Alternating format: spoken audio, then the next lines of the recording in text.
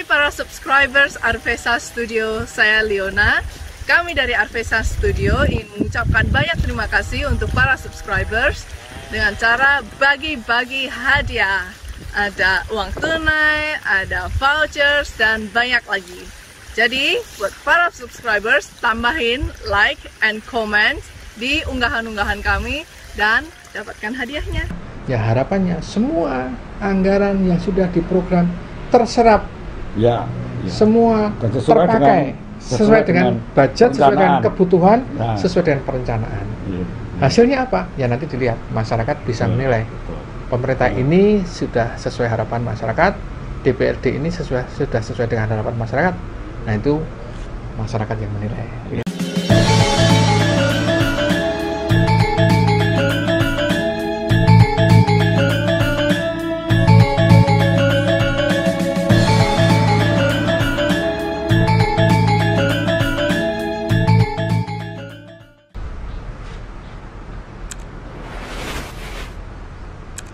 Sahabat-sahabat masyarakat Surakarta dan masyarakat Nusantara yang saya kasihi, kembali kita bertemu dalam acara obrolan wedangan. Kali ini saya mendapat tamu yang luar biasa. Ini adinda saya yang tercinta, Mas Paulus. Beliau itu anggota DPRD Kota Surakarta dari PDI, Fraksi PDI Perjuangan. Nah, fraksi PDI Perjuangan. Beliau di Komisi 3. Komisi 3. Jadi kami akan ngobrol perihal banyak hal, apa saja yang dikerjakan di Komisi 3, lalu dan lain sebagainya lah. Nanti apa yang tentunya sebagai anggota dewan, beliau juga aktif di masyarakat, di ormas, di berbagai tugas yang lain dalam kemasyarakatan.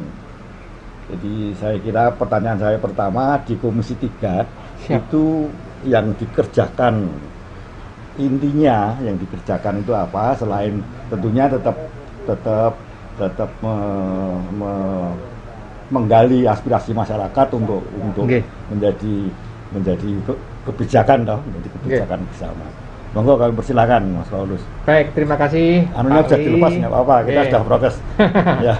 Betul. Selamat ketemu lagi Pak Wi, dan selamat bertemu teman-teman semuanya. Terima kasih. Saya boleh silaturahmi di obrolan wedangan siang hari ini.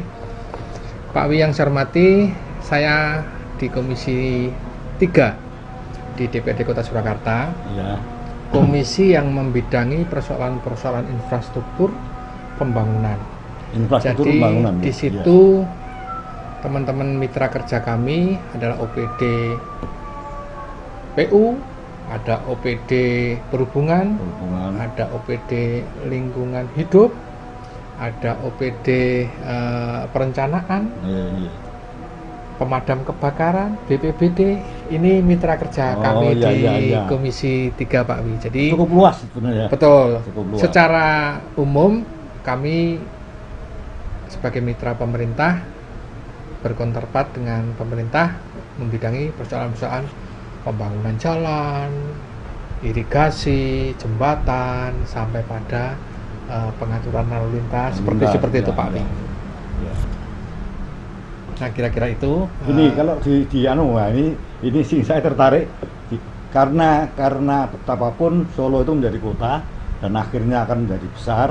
Biasanya kota itu kalau semakin besar, semakin padat, itu yang pertama-tama dilihat dan akan rusak itu adalah lingkungan hidup. Betul. Polusi udara dan lain sebagainya. Ya. Itu bagaimana kebijakan yang diambil oleh eksekutif lalu mendapat persetujuan dari anggota dewan gimana? Ya, setuju. Memang menarik kalau kita berbicara masalah Kota Surakarta yang sudah padat. Tentu kita harus menjaga Kota Surakarta tetap sejuk. Kita menjaga keseimbangan ruang terbuka hijau. Nah, itu kita betul. Menjaga lingkungan, sumber air, sumber daya masyarakat dan sebagainya, termasuk dari polusi-polusi. Nah, kita sudah tekankan kepada eksekutif supaya program penghijauan ini di tahun 2021, di tahun 2022 ke depan sesuai dengan renstra jangka pendek maupun jangka panjang harus pada 20% keberadaan ruang terbuka hijau. Artinya apa? Harus dicapai itu ya? Ya, artinya apa? Artinya kita harus memobilisasi penghijauan, baik penghijauan di lingkungan rumah maupun fasilitas umum. Ya, kantor termasuk ya. Kantor, ya. Kemudian pojok-pojok halaman, ya. Pedestrian, ya. Sampai pada hutan-hutan lindung, simpul-simpul daerah yang harus menjadi penghijauan. Ya, ya, ya. Itu semangat kami.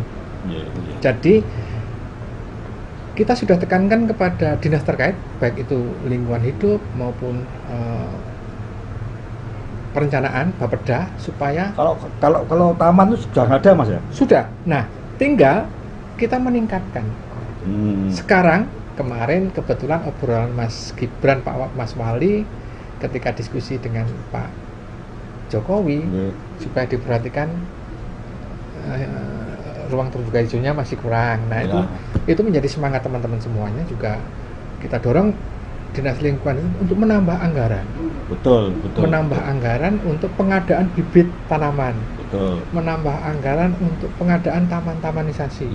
Juga menambah anggaran untuk petugas-petugas kebersihan. Betul. Nah, ini ternyata kemarin kami sudah diskusi dengan dinas terkait dan sudah ada penambahan signifikan tentang pengadaan bibit, pengadaan tumbuh-tumbuhan ini.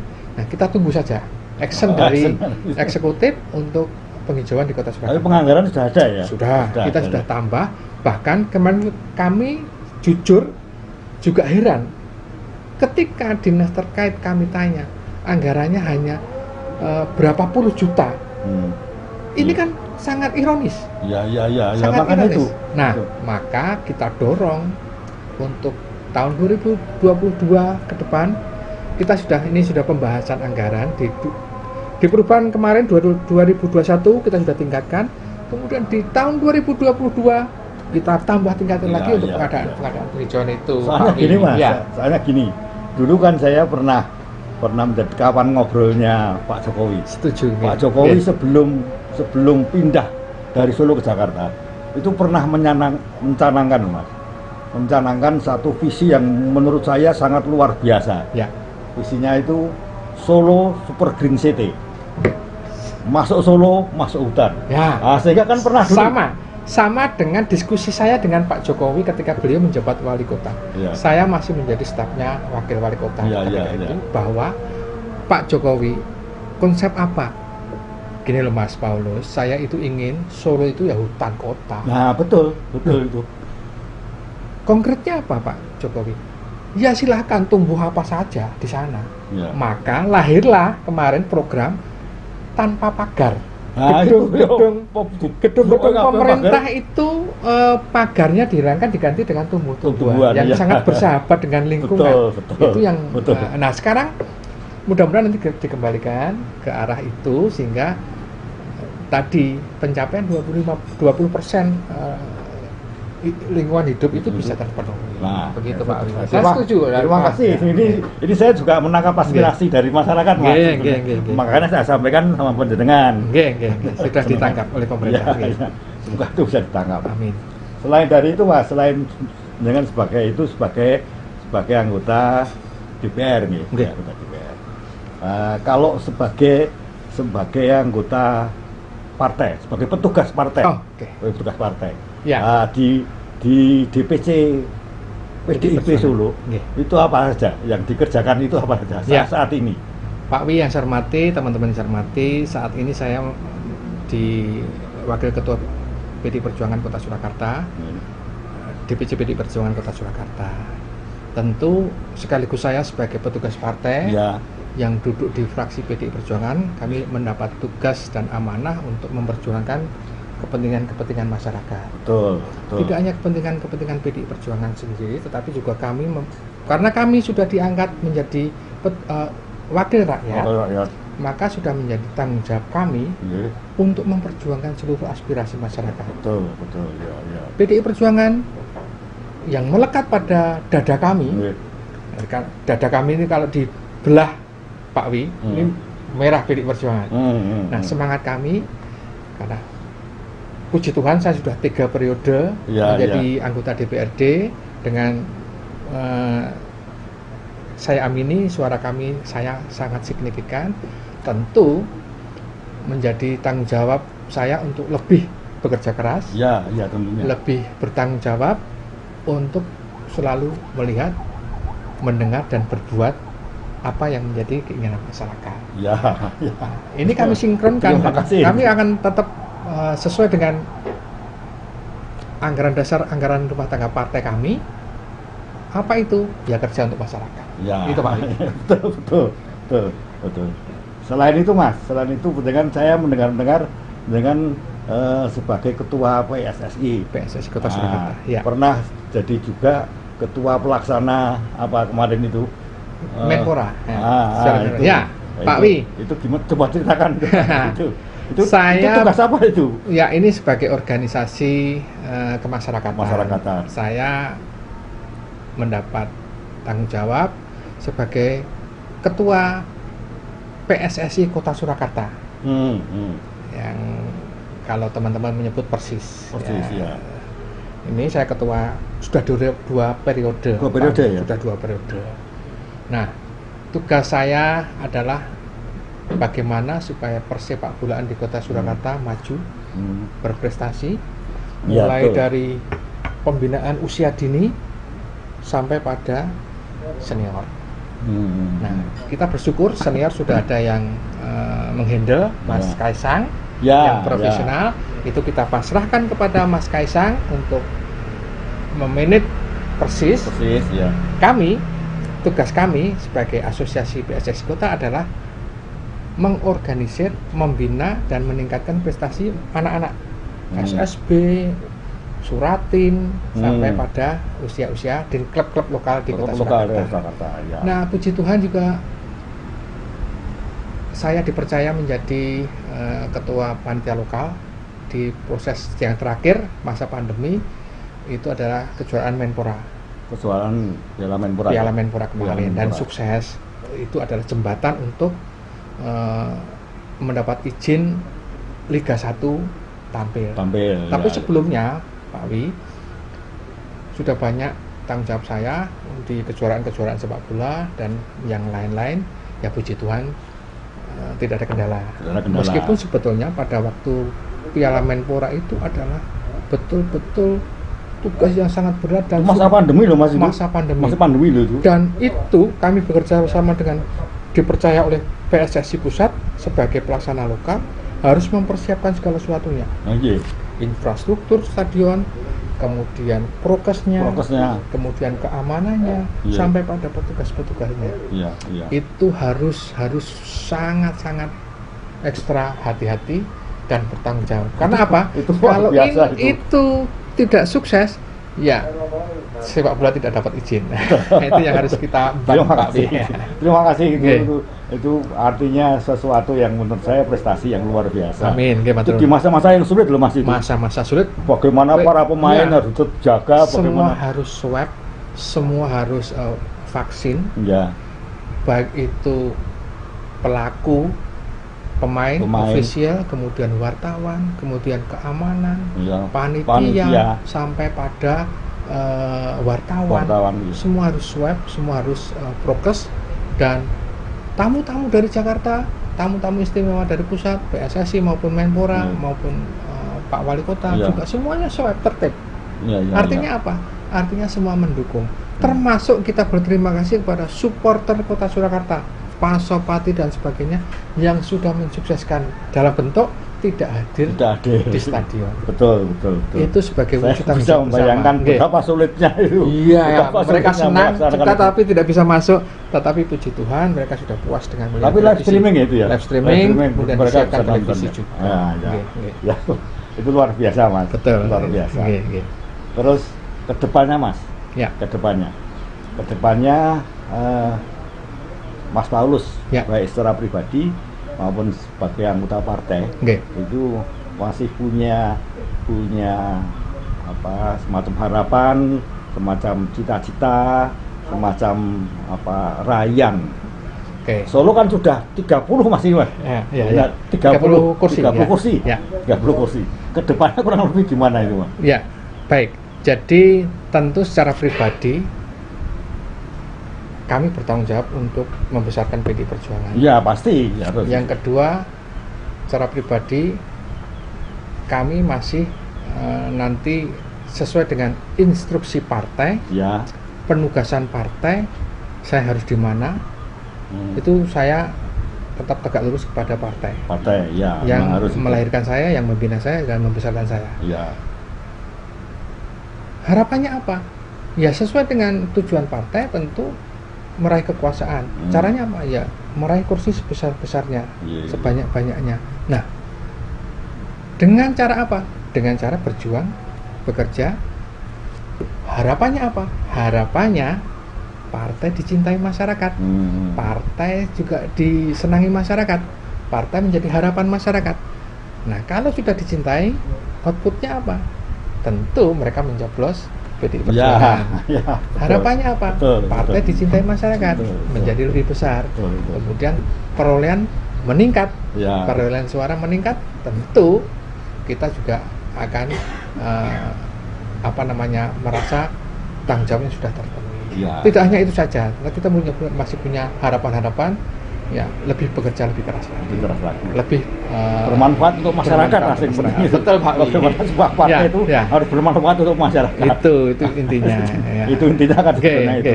Berdirinya partai itu kan tidak hanya kita puas kalau sudah bisa membahagiakan masyarakat. Itu saya bilang. Saya masih kembali lagi Mas. Kembali ke persepak bolaan. Ini kan masa pandemi Mas. Betul. Itu bagaimana mereka kan latihan kan belum bisa Mas. Sudah. Oh, enggak gini. Sejak kapan mulai bisa? Nah, begini. Jadi sebetulnya latihan-latihan itu secara pribadi yang namanya pemain profesional itu tentu secara individu dia sudah latihan. Internal. Nah, ketika masa pandemi kemarin memang semuanya off. Off. Karena lapangan off sampai sekarang lapangan belum dibuka. Kemudian yang namanya olahraga yang kontak fisik juga tidak boleh. Sesuai dengan aturan PPKM. Itu tidak boleh. Tetapi seiring dengan perjalanan waktu, PSSI atas seizin kepolisian sudah boleh menyelenggarakan kompetisi. Gitu. Termasuk kemarin uji cobanya adalah Piala Menpora. Nah, setelah polisi memberi izin, tentu yang olahraga profesional boleh berkegiatan. Gitu ya. Dengan standar yang ketat, dengan prokes yang ketat. Syaratnya itu. Nah, artinya sudah mulai jalan dan terbukti Liga 1 sudah jalan. Gitu ya. Liga 1 sudah jalan, kita sudah lihat di televisi. Tinggal nanti sebentar lagi, paling 2 minggu lagi atau 3 minggu lagi, Liga 2 juga jalan. Nah, kegiatan olahraga di televisi sudah jalan. Nah, itu wujud dari perhatian pemerintah. Nah, kita berharap nanti selanjutnya level PPKM turun seiring dengan menurunnya COVID, sehingga kegiatan-kegiatan kemasyarakatan termasuk kegiatan olahraga boleh diselenggarakan. Nah, inilah saatnya kita untuk kembali membangun, kembali menghidupkan dan menggairahkan olahraga sepak bola di Kota Surakarta yang mereka sudah rindu semuanya. Tentunya. Ini terakhir Mas, pertanyaan terakhir. Sebelum nanti penjenengan posting statement ya. Sejauh mana pengawasan yang dilakukan oleh anggota dewan, oleh Dewan Perwakilan Rakyat Daerah Kota Surakarta terhadap pelaksanaan rencana-rencana yang sudah dibangun, misalnya di KLH lingkungan hidup itu kan sudah diberi anggaran yang lebih. Sejauh mana pengawasan itu dilakukan Mas? Jadi sesuai dengan fungsi dan tugas kami sebagai anggota DPRD ada 3 fungsi pokok. Penganggaran, budgeting, kemudian regulasi, membuat aturan perda-perda, dan yang ketiga adalah pengawasan atau kontrol. Setelah anggaran sudah digedok, kemudian aturan sudah dibuat, fungsi kami adalah mengawasi. Iya. Kita serahkan program, kita serahkan anggaran kepada eksekutif, silakan dilakukan sesuai dengan anggaran. Nah, tugas kami adalah mengawasi, mengontrol jalannya pemerintahan, jalannya program-program itu. Nah, caranya apa? Caranya tentu dengan rapat kerja. Rapat kerja, iya. Setiap triwulan, setiap semester itu kita selalu mengadakan rapat dengan OPD terkait. Ya. Kemudian yang lain kita bisa menyelenggarakan reses.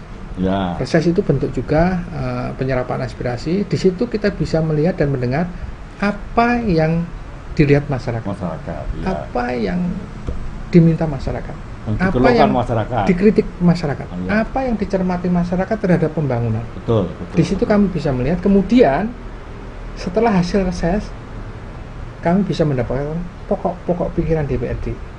Betul. Pokok-pokok pikiran DPRD itu melengkapi musrenbang. Ya.